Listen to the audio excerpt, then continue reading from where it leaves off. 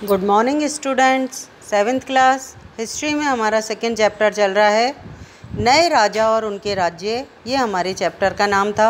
इसके अंतर्गत हमने 700 ईस्वी से लेकर 1750 ईस्वी के मध्य भारत के मैप का अध्ययन किया था, जिसमें ये बताया गया था कि कौन कौन से प्रमुख राजवंशों की इस समय में राजवंश प्रमुख रूप से साम्राज्य स्थापित किया था। नए राजवंशों के उदय के साथ साथ हमने बड़े बड़े भूस्वामी और सामंत इन शब्दों का भी अध्ययन किया था। ये इनसे राजा क्या क्या अपेक्षाएं रखता था या इनकी दूसरे शब्दों में कहे क्या शक्तियां और अधिकार होते थे, ऐसा भी हमने अध्ययन किया था।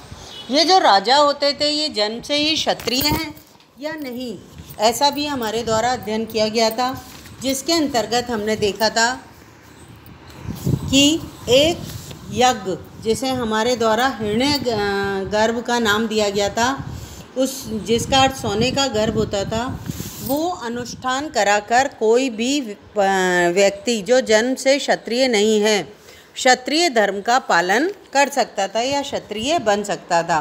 फिर हमने राज्यों में प्रशासन का अध्ययन किया था, जिसके अंतर्गत के राज्यों में प्रशासन के अंतर्गत राजाओं द्वारा अनेक प्रकार की जो क्या कहते हैं उपाधियां ग्रहण की जाती थी, और उसके साथ साथ वो अपने किसान, व्यापारी और जो ब्राह्मण होते थे उनके साथ अपनी सत्ता की साझेदारी भी करते थे या अपनी पावर्स का उनके साथ डिस्ट्रीब्यूशन भी करते थे। ऐसा हमारे द्वारा अध्ययन किया गया था। इसके अलावा हमने उत्पादक वर्ग का अध्ययन किया था।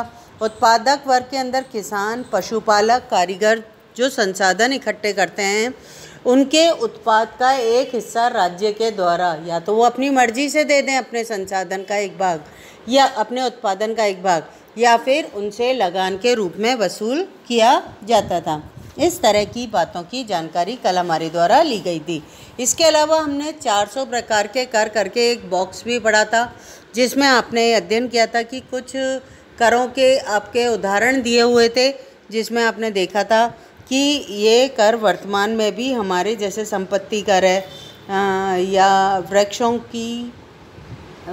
के उपयोग से संबंधित जो कर लगते थे, बहुत सारे ऐसे कर थे, वनों के प्रयोग के कर, जिनका आपके द्वारा अध्ययन किया गया था। बेटा आज हमारे द्वारा इसी चैप्टर के अंतर्गत प्रशस्तियाँ और भूमि अनुदान इसका अध्ययन किया जाएगा। पहले आप ये जान लो प्रशस्तियाँ और भूमि अनुदान क्या हैं और किस प्रकार से इनका उपयोग होता है।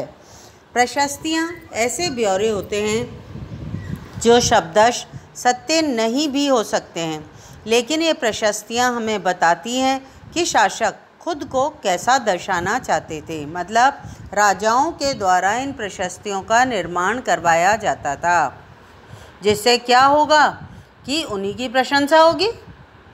मिसाल के लिए शूरवीर, विजयी योद्धा के रूप में वो अपने आप को इन प्रशस्तियों में दिखाना चाहते थे। ये विद्वान ब्राह्मणों के द्वारा रची गई होती थी, जो अक्सर प्रशासन में मदद भी करते थे। अब प्रशस्तियों के बारे में आपने क्या जानकारी प्राप्त की बच्चों, कि जो प्रशस्तियाँ होती हैं वो प्रशस्तियाँ बच्चों वो हमारे जो मुख्य रूप से क्या कहते हैं, ये ऐसे ब्यौरे होते हैं जिनके माध्यम से हमारे प्रशस्तियाँ ऐसे माध्यम होते हैं जिनकी सहायता से हम राजा की बातों का या राजा किस प्रकार के कार्य करता था उनका ब्यौरा दिया जाता था। ये विद्वान ब्राह्मणों के द्वारा लिखी गई होती थी। इसके अंतर्गत ये ब्राह्मण जो होते थे जिनके द्वारा ये प्रशस्तियाँ लिखी जाती थी, वो राजा की प्रशासन में मदद करने वाले होते थे।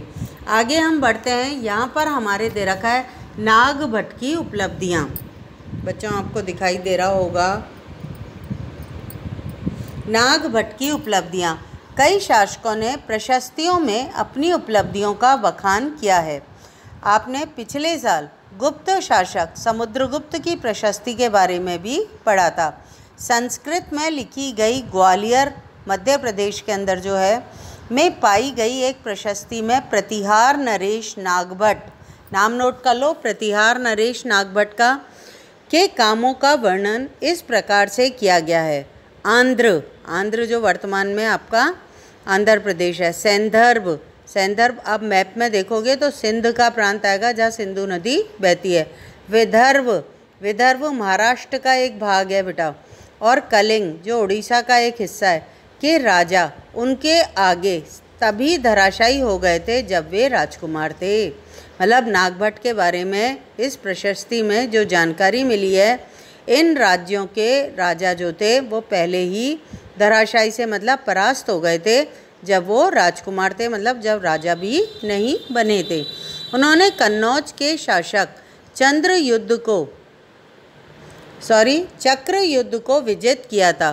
उन्होंने वंग, बंगाल का जो हिस्सा है, अनंत गुजरात का जो हिस्सा है, मालवा मध्य प्रदेश का हिस्सा है, किरात बनवासी, तुरुष्क जो तुर्क का हिस्सा है, वत्स मत्स्य दोनों उत्तर भारत के राज्य हैं, राजाओं को पराजित किया था। तो इस प्रशस्ति में जो मध्य प्रदेश के ग्वालियर में मिली है, नागभट्ट प्रतिहार नरेश नागभट्ट के कामों का वर्णन किया गया है। और इसके अंतर्गत किस तरह के काम बताए गए हैं? उनके विजय अभियान। राजकुमार थे जब वो, तब उन्होंने किन किन क्षेत्र के राज्यों को परास्त किया और राजा बनने के पश्चात उनके साम्राज्य का कहाँ तक विस्तार था। आगे बढ़ते हैं बेटा। राजा लोग प्राय ब्राह्मणों को भूमि अनुदान में पुरस्कृत करते थे, मतलब ब्राह्मणों को भूदान किया जाता था। वे ताम्र पत्रों पर अभिलिखित होते थे जो भूमि पाने वाले को दिए जाते थे। देखो आज भी भूमि हम जो है गवर्नमेंट को रजिस्टर्ड कराते हैं, जेडीए से पट्टा लेने के बाद ही हम उस भूमि के मालिकाना हक बन जाता है। उसी तरह से राजा के द्वारा जो भूमि ब्राह्मणों को अनुदान में दी जाती थी, वो भूमि को पट्टे जारी किए जाते थे ताम्र लेखों पर। ये जो ताम्र लेख है ना, एक बड़ी सी है ना कील के अंदर या घुमावदार लोहे की पतली छड़ी के अंदर दिखाई दे रही है आपको नीचे चित्र में। ये ताम्र पत्र हैं जिस पर उनको दान दिया गया है राजा की तरफ से, ये लिखा हुआ होता था। इतनी गज भूमि या इतनी बीघा भूमि राजा द्वारा इस ब्राह्मण को प्रदान की गई है, ये उसका मालिकाना हक को बताता है ताम्रपत्र। यहाँ पर अपन आगे साइड में एक क्वेश्चन या कुछ जानकारियाँ दे रखी हैं, पहले अपन उनकी भी जानकारी पढ़ लेते हैं। इस अभिलेख में जो आपने ग्वालियर का मध्य प्रदेश में नागभट्ट के संबंध में पढ़ा था, इस अभिलेख में उल्लेखित इलाकों में से कुछ को मानचित्र 1 में ढूंढने का प्रयास कीजिए। मानचित्र 1 कौन सा है आपका? जो आपके चित्र के अंदर इस चैप्टर के पहले वाले चित्र में बना हुआ है। दूसरे राजाओं ने भी इसी तरह के दावे किए थे। आपके विचार से ऐसे दावे उन्होंने क्यों किए होंगे? क्योंकि बेटा ये जो प्रशस्तियाँ लिखी जाती थी वो जो राजा के कार्य में सहायता करने वाले, राज्य के प्रशासन में सहायता करने वाले विद्वान ब्राह्मण होते थे, उन्हीं के द्वारा अपने शासकों की प्रशंसा में लिखी जाती थी। तो ऐसी स्थिति में इनमें मतभेद पाया जा सकता है। इन्हें हम इतिहास की जानकारी के लिए पूर्ण रूप से इन पर निर्भर नहीं रह सकते हैं, प्रशस्तियों पर निर्भर नहीं रहा जा सकता है। हाँ, एक सामान्य जानकारी ली जा सकती है, लेकिन पूर्णतः इन पर निर्भर रहना गलत होगा। आगे बढ़ते हैं बेटा। चित्र 2 के अंतर्गत, ये जो चित्र 2 आपका ताम्र पत्र जो अभी मैंने आपको बताए थे, इस साइड में उन ताम्र पत्रों के बारे में कुछ लिखा हुआ है। यह थोड़ा संस्कृत और थोड़ा तमिल में लिखा हुआ ताम्र पत्रों का एक संग्रह है। ये वाला जो चित्र दिखाया गया है ना बेटा, ये वाला ताम्रपत्र संस्कृत भाषा और तमिल भाषा का मिक्स भाषा में लिखा हुआ ताम्रपत्र है, जिसमें 9वीं शती में एक शासक के द्वारा दिए गए भूमि अनुदान का उल्लेख है। जिन कड़ियों से ये पत्र जुड़े हुए हैं, मैंने बताया ना एक लोहे की कील जैसे जुड़ा हुआ दिखाई दे रहा है ऊपर से गोल सी वस्तु से, जिन कड़ियों से ये पत्र जुड़े हुए हैं उन पर राजसी मोहर लगी हुई होती है, जो ये बताने के लिए है कि यह एक प्रमाणिक दस्तावेज होता है। राजा के या की मोहर का लगना अपने आप में एक महत्वपूर्ण बात होती है बेटा। यहाँ पर हम आगे बढ़ते हैं। 1 मिनट बेटे। एक बॉक्स सा बना हुआ आपको दिखाई दे रहा है, जिसके अंतर्गत भूमि के साथ साथ क्या क्या दिया जाता है उससे संबंधित जानकारी आपको दी गई है। ये देखो बेटा, यहाँ पर दिखाई दे रहा होगा भूमि के साथ साथ क्या दिया जाता है। यह चोलों के द्वारा दिए गए एक भूमि अनुदान के तमिल भाग का एक अंश है। हमने मिट्टी की मेड़ें बनाकर, ये मिट्टी शब्द है, इसको सही कर लेना, मिट्टी की मेड़ें बनाकर साथ ही कांटेदार झाड़ियाँ लगाकर भूमि की सीमाओं को चिन्हित कर दिया है। इस भूमि पर ये चीज़ें होती हैं, कौन कौन सी होती हैं वो पढ़ते हैं अपन।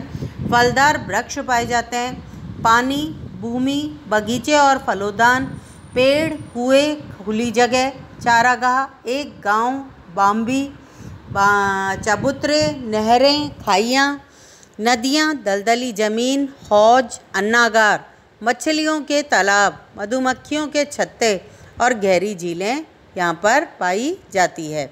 ये क्या है, जो भूमि अनुदान की जाती है उसमें इतनी सारी विशेषताएं हो सकती हैं। जिसे ये भूमि मिलती है वह इससे कर वसूली भी कर सकता है, मतलब वहाँ उस क्षेत्र के रहने वाले लोगों से कर की वसूली भी वो कर सकता है। वह न्यायाधिकारियों द्वारा जुर्माने के तौर पर लगाए गए करों को वसूल कर सकता है। पान के पत्तों पर लगने वाला कर, बुने हुए कपड़ों पर लगने वाला कर, साथ ही वाहनों पर लगने वाला कर वसूल सकता है। ये इस तरह की उसको, जिस व्यक्ति को वो भूमि दान में प्राप्त हुई है राजा से, उसको इतने साथ में अधिकार भी प्राप्त हो जाते हैं बेटा।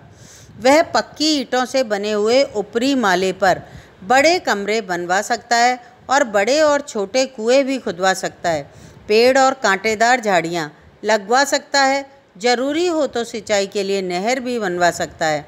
उसे यह सुनिश्चित करना चाहिए कि पानी बराबर ना हो, पानी बर्बाद ना हो और तटबंधों का निर्माण हो सके। यहाँ पर हमने जो पढ़ा है वो सिंचाई से संबंधित बातों का अध्ययन भी किया है। लेख में सिंचाई के जितने संभव स्रोतों का उल्लेख है, क्वेश्चन दे रखा है यहाँ पर, उनकी सूची बनाइए और विचार विमर्श कीजिए कि इनका कैसे इस्तेमाल होता है। बच्चों, नेक्स्ट क्लास के अंदर और आगे जब हम क्वेश्चन आंसर करेंगे तब इसके बारे में डिस्कस करेंगे। आज के लिए हमारा इतना ही लेसन पढ़ेंगे हम। नेक्स्ट लेक्चर में आगे का अध्ययन किया जाएगा। थैंक यू बेटा।